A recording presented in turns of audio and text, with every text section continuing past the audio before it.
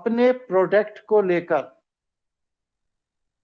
हर 3 महीने में आपके पास कोई एक ऐसी योजना होनी चाहिए जो जनता का ध्यान अपनी तरफ आकर्षित करे। जैसे आप देखते हैं कि शैम्पू की बोतल के साथ नारियल तेल फ्री, नारियल तेल की बोतल के साथ कंघी फ्री, कैंची फ्री, या डिब्बे में अक्सर लिखा रहता है 10% एक्स्ट्रा, मिनी किंग। इस तरह की कस्टमर को अट्रैक्ट करने वाली लुभावनी योजनाएं हर 3 महीने में आपके पास होनी चाहिए, जिससे कि कस्टमर ये महसूस करे कि पिछली बार जो मैं इस प्रोडक्ट को ले गया था, अब मैं इस बार जो इस प्रोडक्ट को ले जा रहा हूं तो मैं लाभ के सौदे में हूं, मुझे कोई क्षति या नुकसान नहीं। क्योंकि अगर उसे लाभ की अनुभूति नहीं हो रही है, भले ही लाभ मिल रहा हो लेकिन अनुभूति नहीं होती, तो फिर वह आपकी तरफ आकर्षित नहीं होगा। क्यों? कंपटीशन है, प्रतिस्पर्धा है। दूसरा व्यक्ति जो उसे अट्रैक्ट करेगा वो वहां चला जाएगा। पहले के जमाने में क्या था? कोल्ड ड्रिंक की बोतल है 5 रुपए की, आप कोल्ड ड्रिंक घर ले जाइए, पीजिए, और पीने के बाद जब वापस करेंगे तो अगली बोतल आपको 4 ही रुपए की मिल जाएगी। तो हम लोग बचपन में क्या करते थे? ले आए बोतल, और बोतल लाने के बाद फिर 5 बोतल इकट्ठी करके जाते थे, अगली बोतल फ्री में लेके चले आते। तो वो अगली बोतल हमें फ्री में मिलेगी, इसलिए 25 रुपए देकर के इस बार 5 बोतल खरीद के लाते। ये क्या है? ये अपने प्रोडक्ट को बेचने की कला है। इन सब तरह की लुभावनी चीजें लोगों को बड़ी जल्दी आकर्षित। स्वाद में परिवर्तन मत करिए। अब लोग करते क्या है कि जब मार्केट चल निकलता है, अब जैसे इनका जो घी है, पता लगा मार्केट चल निकला, ऑस्ट्रेलिया से जो इनका रॉ मटेरियल आ रहा है वो नहीं आ पाया, तो उन्होंने अमूल वालों से मक्खन लेकर घी की पैकिंग करा दी। अब उसपे क्या है?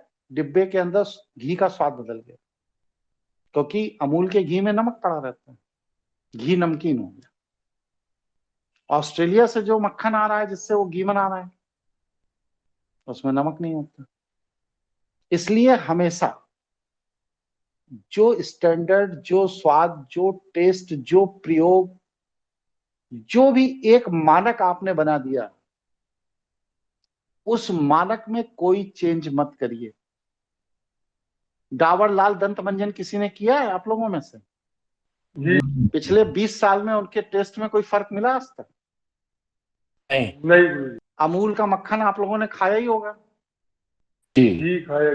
पिछले 20 साल 25 साल में टेस्ट में कोई फर्क दिखा? नहीं, सेम है। इसी तरह जो भी प्रोडक्ट है उसकी जो एक क्वालिटी आपने बना ली, वह क्वालिटी को मेंटेन करिए। अब आप कहें कैसे मेंटेन होगी?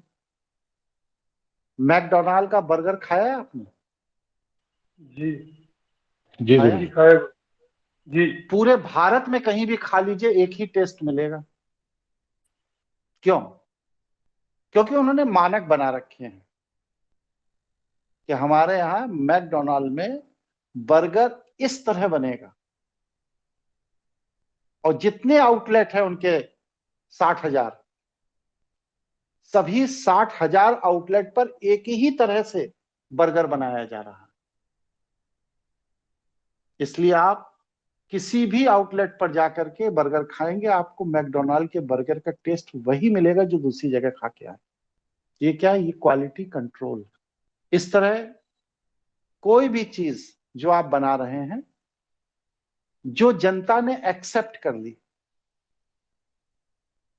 उसके रंग, रूप, स्वाद,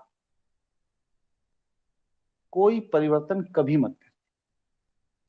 अगर आपके पास कुछ उससे बेटर हाथ लग गया और कुछ अच्छा मिल गया है, तो आप उन दोनों प्रोडक्ट को एक साथ मार्केट में उतारिए और देखिए कि क्या समाज बेटर चीज की तरफ ट्विस्ट कर रहा है, जा रहा है। अगर जा रहा है तो उसके उत्पादन को बढ़ाकर इसके उत्पादन को कम कर दीजिए और धीरे धीरे बंद कर दीजिए। लेकिन जब तक वह एक्सेप्ट ना हो जाए तब तक आपका यह पुराना प्रोडक्ट भी मार्केट में अवेलेबल रहना चाहिए। कोई जरूरी नहीं है कि जो चीज, जो स्वाद आपको पसंद आ रहा है, वो चीज, वो स्वाद समाज के सभी लोगों को पसंद है। इसलिए ये बहुत छोटी छोटी चीजें हैं, बारीक चीजें हैं, ध्यान देने की चीजें हैं, लेकिन लोग इन्हीं बिंदुओं पर विफल हो जाते हैं। ये चीजें कहीं किसी किताब में नहीं पढ़ाई जाती। ये सारी योजना, ये सारी बात, ये सारी चीजों को करने के बाद तब आप अपनी पूंजी को लगाइए।